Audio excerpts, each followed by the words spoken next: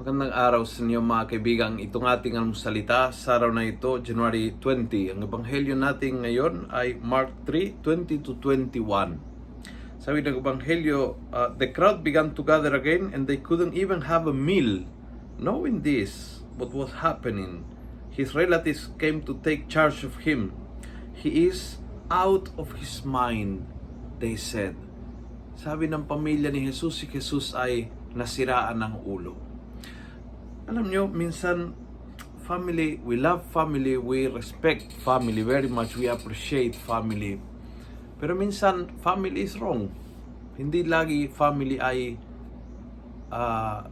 nasa tama. Hindi lahat ng sinasabi ng family ay nasa tama. Hindi lahat ng punto de vista o opinion ng family ay dapat sundin.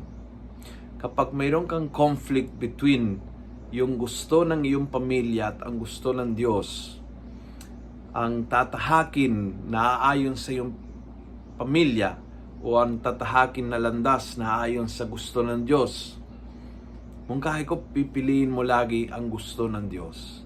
Sa gusto ng Diyos, doon ka magiging tagumpay, doon ka magiging ganap, doon ka magiging fulfilled, doon ka magiging doon ka ma-realize ang iyong buhay sa kaganapan, to the fullest.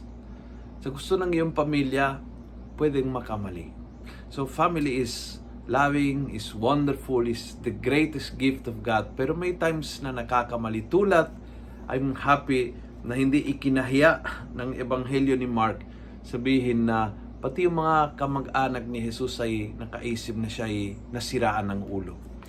Minsan, ang family is,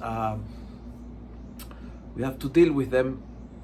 Pero laging ang kalooban ng Diyos ang pinaka-paiiraling ng ating buhay. At yun ay maging bukal ng realization, kaganapan, fulfillment in our life. Kung nagustuhan mo ang video ito, pass it on. Punuin natin ng good news ang social media at gawin natin viral araw-araw ang salita ng Diyos. And God bless.